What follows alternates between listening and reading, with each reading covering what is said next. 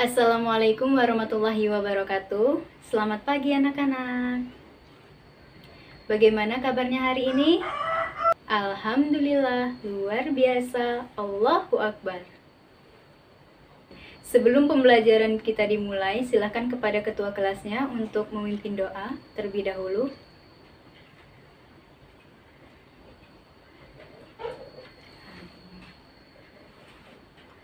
Ada yang tidak hadir hari ini? Hadir semua ya. Jumlah siswanya ada 29. Sebelum kita memasuki materi, ada yang masih ingat materi kita minggu lalu? Ya, silahkan Siti. Ya, benar sekali. Minggu lalu kita sudah belajar tentang teori belajar. Ada yang masih ingat teori belajar itu apa? Teori belajar yaitu teori yang dapat membantu guru untuk memahami bagaimana peserta didik untuk belajar. Pemahaman tentang cara belajar dapat membantu proses belajar lebih efektif, efisien, dan produktif. Berdasarkan teori belajar, guru dapat merancang dan merencanakan proses pembelajarannya. Teori belajar juga dapat menjadi panduan guru untuk mengelola kelas serta membantu guru untuk mengevaluasi proses perilaku guru sendiri serta hasil belajar siswa yang telah dicapai. Pemahaman mengenai teori belajar akan membantu guru dalam memberikan dukungan dan bantuan kepada siswa sehingga mencapai prestasi yang maksimal. Nah, hal ini harus dipahami dalam teori belajar. Ada beberapa hal yang harus dipahami dalam teori belajar. Yang pertama, konsep dasar teori tersebut beserta ciri-ciri dan persyaratan yang melingkupinya. Yang kedua, bagaimana sikap dan peran guru dalam proses pembelajaran jika teori tersebut diterapkan. Yang ketiga, faktor-faktor lingkungan seperti fasilitas, alat, dan suasana apa yang perlu diupayakan untuk mendorong terjadinya proses pembelajaran. Yang keempat, tahapan yang harus dilakukan guru untuk melaksanakan proses pembelajaran. Yang kelima, hal-hal yang harus dilakukan peserta didik dalam proses pembelajarannya. Perlu dipahami bahwa tidak ada teori yang sempurna. Tidak ada satupun teori yang cocok bagi setiap individu dan tidak semua praktik pendidikan itu dilatar belakangi oleh sebuah teori khusus. Oleh sebab itu, untuk dapat memahami berbagai teori, seseorang itu perlu belajar tentang bagaimana menggunakan ide dari berbagai pandangan. Teori belajar dikembangkan berdasarkan ilmu psikologi, yakni ilmu yang membahas tentang perilaku dan proses mental. Perilaku merupakan aktivitas aksi dan reaksi yang dapat diamati, sedangkan proses mental merupakan aktivitas yang tidak dapat diamati secara langsung seperti berpikir, mengingat, dan merasa. Tujuan psikologi yaitu mendeskripsikan, memahami, memprediksi, dan mengontrol perilaku proses mental. Psikologi pendidikan merupakan salah satu cabang psikologi yang mempelajari tentang perilaku dan proses mental terkait dengan pembelajaran dan pembelajaran manusia. Dua aliran psikologi yang berpengaruh dalam teori belajar dan pembelajaran yaitu behaviorisme dan konstruktivisme. Konstruktivisme dapat dibagi menjadi konstruktivisme dan humanisme. Gambarnya seperti ini. Ada psikologi, kemudian behaviorisme, konstruktivisme, kognitivisme, dan humanisme. Nah, ini merupakan proses berpengaruh dalam perkembangan teori belajar. Teori belajar yang relatif baru dikembangkan yaitu teori sinektik yang dapat dikelompokkan ke dalam kognitivisme. Nah, beberapa ahli yang mengembangkan teori belajar itu dimuat dalam tabel ya, seperti ini. Beberapa pakar tentang teori belajar yaitu yang pertama ada teori belajar behaviorisme. Pakarnya yaitu ada Trandike, Wilson, Calhoun, kemudian Edwin Guthrie. Sementara teori kognitivistik yaitu pakarnya ada Piaget, Ausubel, Berner, Kafka, Kahler, Wertheimer, dan Daynes. Teori belajar humanistik yaitu dipakari oleh Bloom, Cradwell, Kalb, Honey, Mumford, Habermas, Dewey. Teori sinektik itu dipakari oleh Londo, Pras, dan Scott. Nah, itu tadi materi pembelajaran yang sudah kita pelajari di minggu lalu. Hari ini kita akan belajar tentang prinsip pembelajaran efektif. Belajar merupakan aktivitas interaksi aktif individu terhadap lingkungan, sehingga terjadinya proses perubahan tingkah laku. Nah, sementara itu, pembelajaran adalah penyediaan kondisi yang mengakibatkan terjadinya proses belajar pada peserta didik. Nah, penyediaan kondisi dapat dilakukan dengan bantuan pendidik atau guru, atau ditemukan langsung oleh individu atau belajar secara otodidak. Peristiwa belajar tidak selalu terjadi atas inisiatif diri individu. Individu juga memerlukan bantuan untuk mengembangkan potensi yang ada pada dirinya. Pada umumnya, diperlukan lingkungan yang kondusif agar dapat dicapai perkembangan individu secara optimal. Peserta didik dan sumber belajar dapat diilustrasikan seperti ini. Ada guru, peserta didik, kemudian ada media dan sumber belajar. Ketiganya ini digabungkan menjadi suatu proses belajar mengajar. Nah, jika salah satu dari ketiganya ini tidak ada, maka proses belajar mengajar itu tidak bisa dikatakan sebagai pembelajaran yang efektif. Interaksi guru dengan peserta didik itu bisa dilakukan melalui tatap muka, email, diskusi kelas, papan pengumuman, blog, chatting, kemudian jaringan sosial lainnya, dan lain sebagainya. Sedangkan interaksi antar peserta didik itu bisa dilakukan melalui email, diskusi kelompok, kerja kelompok, chatting, blog, jaringan sosial, jurnal, dan lain-lain. Interaksi antara peserta didik dengan sumber belajar atau media itu bisa dilakukan dengan menggunakan modul, makalah, internet, kuis atau tes, menulis jurnal, video, kemudian ada makalah, buku paket, dan lain sebagainya. Pembelajaran yang efektif tidak terlepas dari peran guru yang efektif. Kondisi pembelajaran yang efektif, keterlibatan peserta didik dan sumber belajar atau lingkungan belajar yang mendukung. Kondisi pembelajaran yang efektif harus mencakup 3 faktor.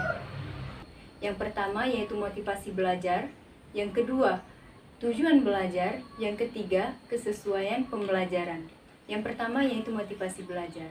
Di dalam motivasi belajar ini mencakup kenapa sih kita itu perlu untuk belajar. Yang kedua tujuan belajar, apa yang dipelajari ini tujuannya itu apa. Dan yang ketiga kesesuaian pembelajaran. Kesesuaian yaitu bagaimana caranya kita melakukan pembelajaran. Berdasarkan kondisi yang telah dipaparkan tadi, pada kegiatan pendahuluan dalam pembelajaran perlu dilakukan penyampaian tujuan pembelajaran dan kegiatan membangkitkan motivasi belajar bagi peserta didik. Nah, aktivitas lain yang dilakukan pada kegiatan pendahuluan yaitu ada apersepsi, yaitu mengecek pemahaman awal peserta didik agar mereka itu siap untuk menerima informasi atau keterampilan yang baru. Pada umumnya, peserta didik itu dapat menyerap materi pembelajaran secara efektif jika pelajaran itu diterapkan dalam kondisi yang nyata atau kontekstual yang dialami oleh peserta didik dalam kehidupan sehari-hari. Komponen pembelajaran yang efektif itu mencakup 4 hal. Yang pertama yaitu ada aktivasi, yang kedua demonstrasi, yang ketiga ada aplikasi, dan yang keempat ada integrasi. Nah, dari keempat ini digabungkan itu sesuai dengan kebutuhan. Nah, yang pertama aktivasi. Belajar akan efektif jika peserta didiknya itu mengaktifkan pengetahuan mereka sebelumnya. Dan yang kedua yaitu demonstrasi. Belajar akan efektif jika peserta didiknya itu melihat demonstrasi keterampilan yang akan dipelajarinya. Yang ketiga yaitu aplikasi. Belajar akan efektif jika peserta didik mengaplikasikan pengetahuan dan atau keterampilan yang diperolehnya. Yang keempat ada integrasi. Belajar akan efektif jika peserta didiknya itu mengintegrasikan pengetahuan atau keterampilan yang diperolehnya dalam kehidupan sehari-hari. Nah, dari keempat ini digabungkan sesuai dengan kebutuhan. Belajar akan efektif jika peserta didiknya itu membutuhkan pengetahuan dan keterampilan dalam tugasnya. Sampai di sini paham? Baik, jika sudah paham kita lanjut ke yang selanjutnya. Ada beberapa hal yang perlu dipertimbangkan oleh guru, yaitu tentang prinsip belajar yang efektif. Prinsip belajar yang efektif yang harus dipertimbangkan oleh guru yaitu yang pertama, peserta didik akan belajar dengan baik jika mereka itu siap untuk belajar. Nah, di sini seorang guru itu dituntut untuk bisa menyiapkan peserta didiknya untuk menerima pembelajaran. Ya, jadi pendidik itu harus mampu untuk menyiapkan peserta didiknya agar mereka itu bisa siap dalam menerima pembelajaran yang akan disampaikan. Yang kedua, yaitu belajar akan lebih kaya jika materi ajarnya itu digunakan atau diterapkan. Yang ketiga, peserta didik akan belajar dengan baik jika pengetahuan yang dipelajarinya itu bermanfaat. Jadi, guru itu dituntut untuk memberikan materi-materi yang bermanfaat untuk peserta didiknya, yaitu untuk di kehidupan sehari-harinya.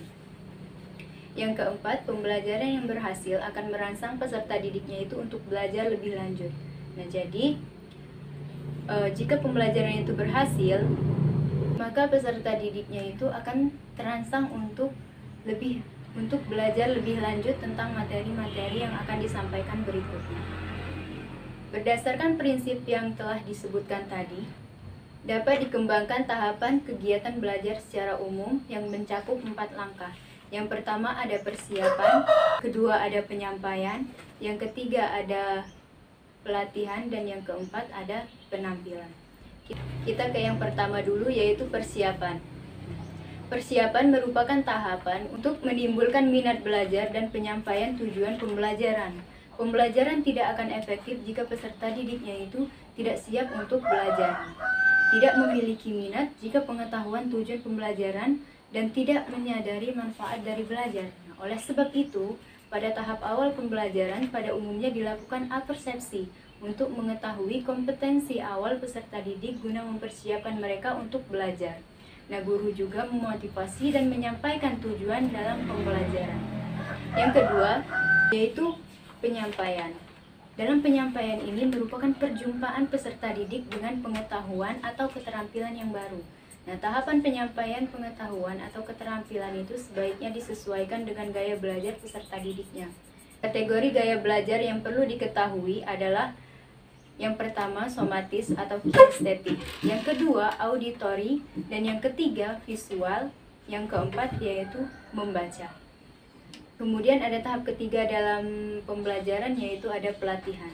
Pelatihan merupakan tahap integrasi pengetahuan atau keterampilan baru. Pembelajaran akan terganggu jika peserta didiknya itu tidak diberi kesempatan untuk mengintegrasikan atau menyerap dan menginternalisasi pengetahuan atau keterampilan yang baru saja ia dapatkan. Yang keempat, ada penampilan hasil.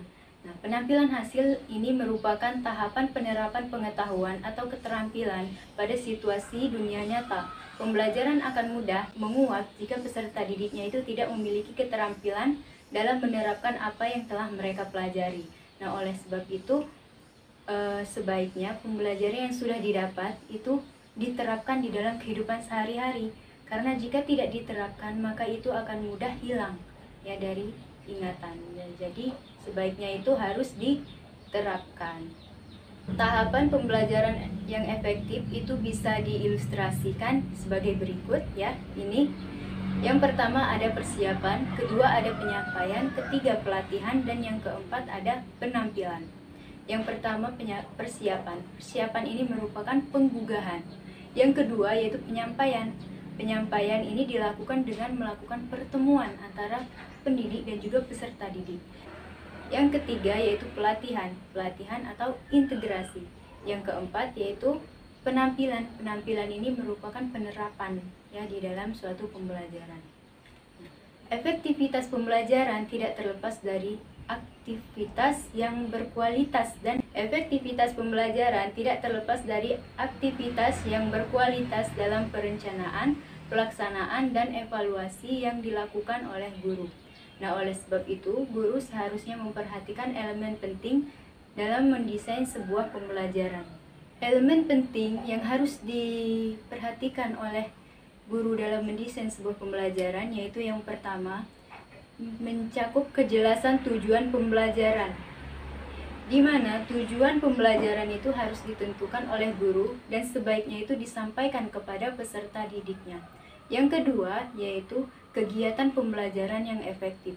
Yang ketiga, yaitu latihan yang terbimbing. Dan yang keempat, pengecekan pemahaman atau evaluasi. Pelaksanaan pembelajaran yang efektif tidak terlepas dari peran guru yang efektif dan suasana belajar yang mendukung.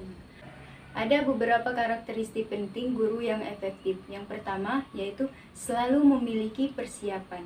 Untuk melakukan proses belajar mengajar atau PBM, seorang guru itu harus menguasai materi ajar dan memahami cara mengajar sesuai dengan karakteristik peserta didik agar mereka dapat menguasai bahan ajar. Nah, guru harus memahami alasan dalam memilih aktivitas pembelajaran yang akan dilaksanakannya. Yang kedua, yaitu bersikap positif, dalam arti selalu optimis sebagai guru dan menghargai peserta didik. Guru seperti ini selalu memperhatikan kebutuhan peserta didiknya untuk belajar, berkomunikasi dengan peserta didik, memberikan motivasi bagi peserta didiknya, dan menyukai pekerjaan sebagai seorang guru. Guru juga memberikan penghargaan atas usulan atau jawaban yang diajukan oleh peserta didik, misalnya dengan mengatakan bagus, hebat, atau lain sebagainya. Guru yang bersikap positif pada umumnya merupakan pribadi yang jujur, ramah, dan dapat diteladani. Yang ketiga, yaitu memiliki kemampuan bertanya, baik dari segi struktur dan rumusan pertanyaan. Pertanyaan yang tepat dapat membuat kelas menjadi interaktif. Namun kesalahan dalam bertanya dapat menyebabkan pembelajaran menjadi tidak menarik. Nah, guru perlu menguasai teknik bertanya yang efektif untuk dapat melibatkan peserta didiknya agar mereka itu bisa aktif dalam pembelajaran. Yang keempat, memahami karakteristik peserta didik, yaitu seorang guru harus bisa memahami karakteristik peserta didik, baik itu mengenal fisik, emosi, intelektual, atau kebutuhan sosial mereka. Kelima, memiliki harapan yang tinggi untuk keberhasilan peserta didik. Guru percaya bahwa semua peserta didik itu dapat mencapai kesuksesan, mengupayakan agar siswa melakukan hal yang terbaik dan meningkatkan rasa percaya diri dalam diri peserta didik. Yang keenam, yaitu kreatif dalam mengajar dan menggunakan berbagai upaya untuk meningkatkan efektivitas pembelajaran. Guru berusaha melibatkan peserta didik untuk aktif dan bergairah dalam belajar. Dan yang ketujuh, bersikap adil. Bagi semua peserta didik, guru memberikan kesempatan dan penilaian yang setara bagi semua peserta didik dengan memperhatikan kemampuan belajar dari masing-masing peserta didiknya. Yang kedelapan, memperhatikan sentuhan personal, di mana guru berbagi pengalaman pribadi bersama peserta didik dan melibatkan dalam kegiatan peserta didik. Yang kedelapan, memiliki sentuhan personal. Yang kesembilan, menumbuhkan perasaan memiliki, yang membuat peserta didik merasa nyaman di kelas dan merasa bahwa guru senang dengan kehadiran mereka. Guru seperti ini selalu berusaha membangun suasana yang menyenangkan dalam pembelajaran. Yang ke-10, memanfaatkan kesalahan. Yang ke-10, memaafkan kesalahan, di mana guru dengan segera memaafkan kesalahan yang dibuat oleh peserta didiknya dalam belajar. Nah, guru tidak menjatuhkan mental peserta didik jika mereka membuat suatu kesalahan, kekeliruan, namun memberikan dorongan, arahan, dan motivasi untuk mencoba lagi. Misalnya dengan mengatakan, coba lakukan dengan cara yang berbeda, misalnya bla bla bla, gitu kan. Nah, yang ke-11 yaitu memiliki rasa humor, terutama jika menjumpai situasi yang sulit dan mencairkan suasana kelas yang tegang. Yang ke-12 yaitu menghargai peserta didik dan tidak membuat peserta didik itu merasa malu di depan temannya. Guru menghargai kemampuan masing-masing dari peserta didiknya. Permasalahan peserta didik yang bersifat pribadi atau hasil belajar yang rendah tidak dikemukakan di kelas, namun disampaikan secara pribadi pada peserta didiknya. Yang ke-13 yaitu mempunyai rasa empati pada permasalahan pribadi peserta didik dan berupaya mengatasi permasalahan yang dapat diselesaikan. Yang ke-14, melakukan refleksi atas kegiatan pembelajaran dan selalu berupaya meningkatkan mutu proses belajar mengajar. Menurut Terry, ada 4 karakteristik guru yang dapat meningkatkan motivasi peserta didik untuk belajar.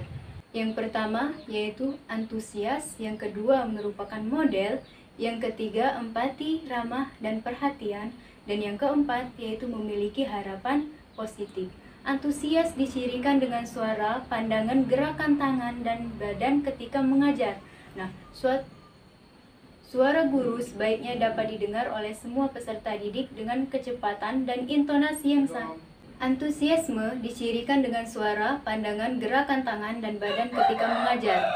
Seorang guru sebaiknya dapat didengar oleh semua peserta didik dengan kecepatan dan intonasi yang sesuai. Nah, sangat penting untuk menjaga kontak mata ketika menjelaskan, mengajukan pertanyaan, dan menjawab pertanyaan. Guru harus bergerak mendekati peserta didik untuk memberikan perhatian dan mengatasi permasalahan yang muncul dalam pembelajaran. Guru yang memberikan perhatian dan empati terhadap peserta didik akan menerima perhatian dari peserta didiknya. Empati merupakan kapasitas dalam memahami perasaan peserta didik, bagaimana pandangan mereka, dan bagaimana posisi mereka. Nah, guru yang memiliki rasa empati pada umumnya mampu memberikan umpan balik dan evaluasi yang tidak membuat peserta didiknya itu menjadi tertekan. Guru seperti itu lebih sering memberikan penghargaan, jarang mengkritik, dan memberikan umpan balik yang bermanfaat. Karakteristik umpan balik atau feedback yang efektif bisa dideskripsikan seperti berikut ini. Umpan balik yang efektif itu yang pertama, diberikan dengan segera. Yang kedua, memiliki kekhususan.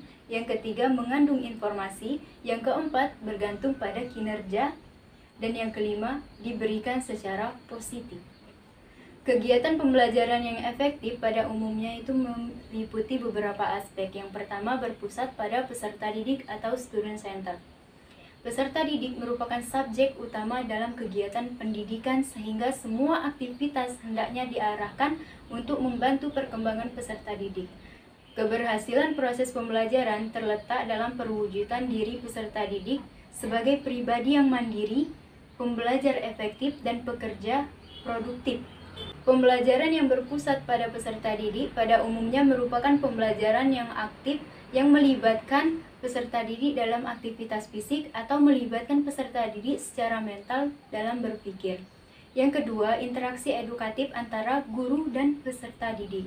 Pembelajaran yang efektif mensyaratkan terjadinya hubungan yang bersifat mendidik dan mengembangkan. Oleh sebab itu, perlu dibangun interaksi antara guru dengan peserta didik yang didasari pada kasih sayang, saling memahami, dan menimbulkan rasa percaya diri. Yang ketiga yaitu suasana yang demokratis. Suasana demokratis perlu dibangun agar semua pihak memperoleh penghargaan sesuai dengan prestasi dan potensinya, sehingga dapat memupuk rasa percaya diri dan menimbulkan kemampuan berinovasi dan berkreasi sesuai dengan kompetensi masing-masing dari peserta didik. Yang keempat yaitu variasi metode mengajar. Penggunaan metode mengajar yang bervariasi yang sesuai dengan tujuan dan bahan yang diajarkan dapat mengatasi kejenuhan peserta didik dalam belajar. Nah, perlu diketahui bahwa peserta didik hanya dapat berkonsentrasi mendengarkan ceramah itu selama 15 menit. Nah, guru perlu menggunakan variasi metode mengajar untuk membuat siswa lebih senang dan bersemangat dalam belajar, sehingga dapat diberikan hasil pembelajaran yang lebih baik.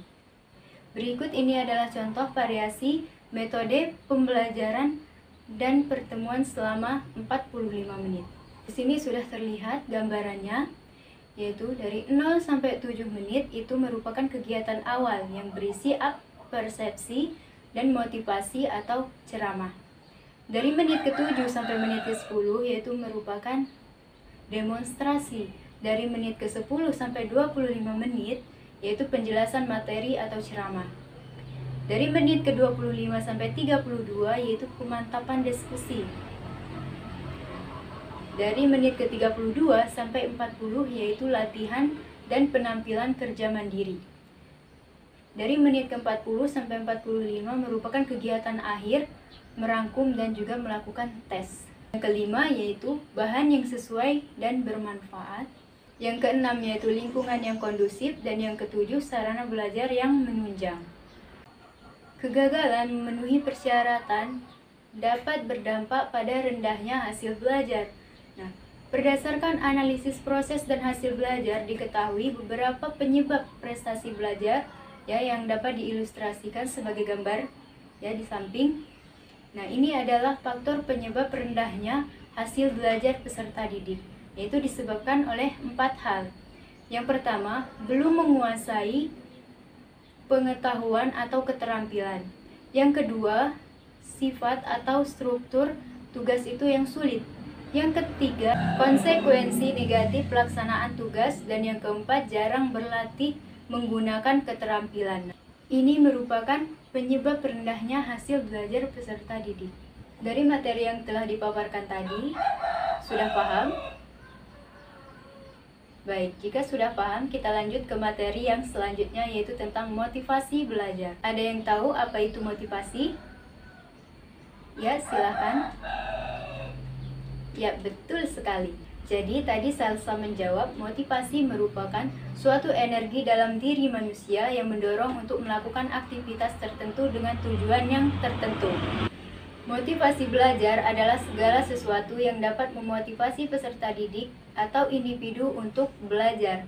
Nah, tanpa adanya motivasi belajar, seorang peserta didik tidak akan belajar dan akhirnya tidak akan mencapai keberhasilan dalam belajar. Ada 2 jenis motivasi belajar ya. Yang pertama ada motivasi ekstrinsik dan yang kedua ada motivasi intrinsik. Kita yang pertama dulu, yaitu motivasi ekstrinsik. Motivasi ekstrinsik merupakan motivasi melakukan sesuatu karena pengaruh eksternal. Motivasi ekstrinsik ini muncul akibat insentif eksternal atau pengaruh dari luar diri peserta didik. Misalnya, karena tuntutan, imbalan, atau karena hukuman. Nah, faktor yang mempengaruhi motivasi secara eksternal yaitu yang pertama, karakteristik tugas, yang kedua, insentif, yang ketiga, perilaku guru, dan yang keempat, pengaturan pembelajaran. Nah, misalnya, seorang peserta didik belajar menghadapi ujian karena pelajaran tersebut merupakan syarat kelulusan. Yang kedua, yaitu motivasi intrinsik.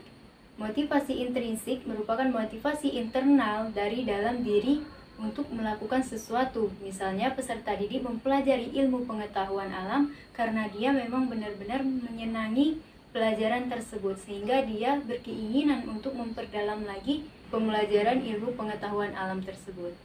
Nah, motivasi mempengaruhi tingkat keberhasilan atau kegagalan belajar.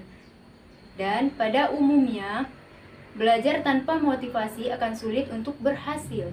Oleh sebab itu, pembelajaran harus disesuaikan dengan kebutuhan, dorongan, motif, minat yang dimiliki oleh peserta didik.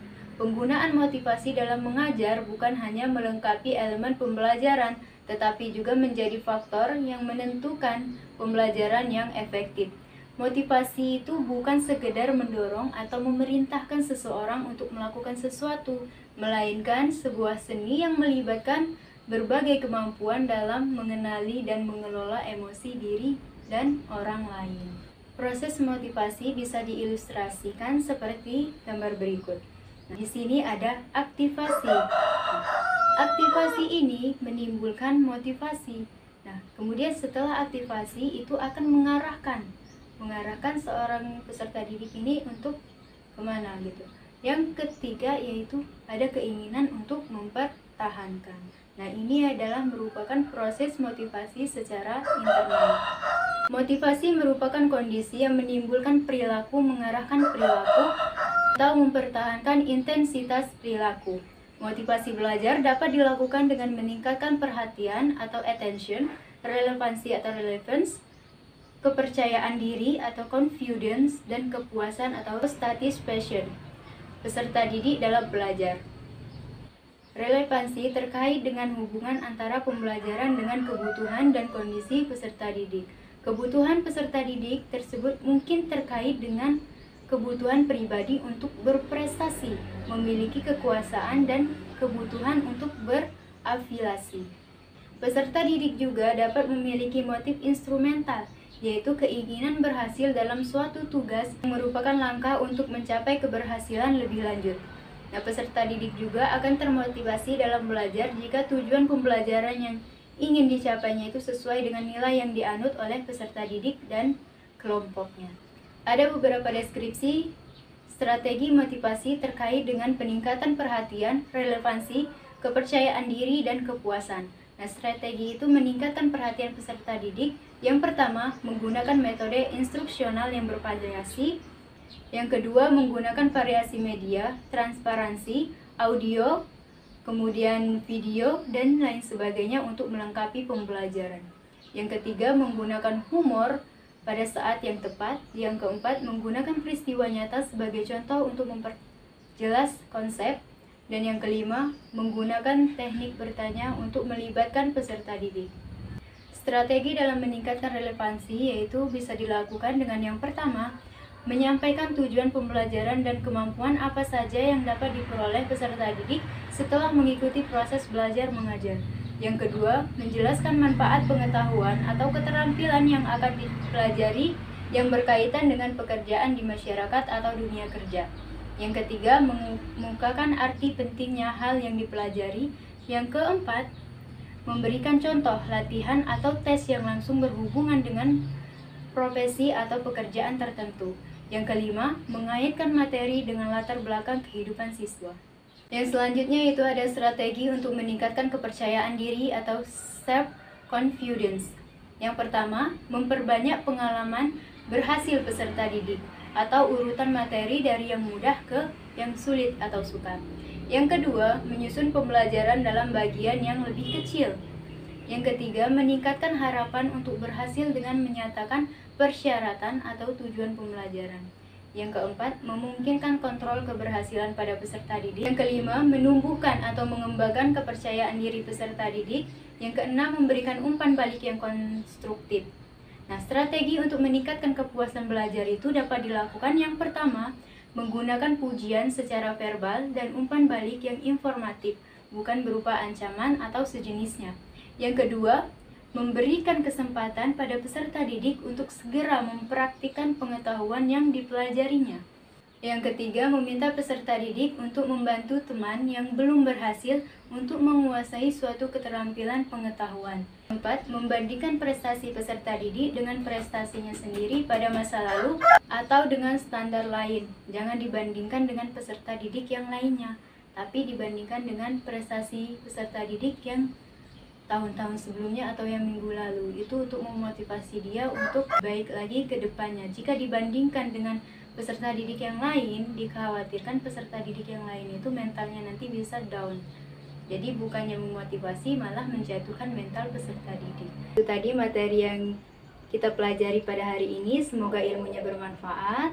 Tibalah kita di akhir pembelajaran kita hari ini. Marilah kita tutup dengan mengucapkan lafaz hamdalah. Alhamdulillahirrahmanirrahim. Terima kasih. Wassalamualaikum warahmatullahi wabarakatuh.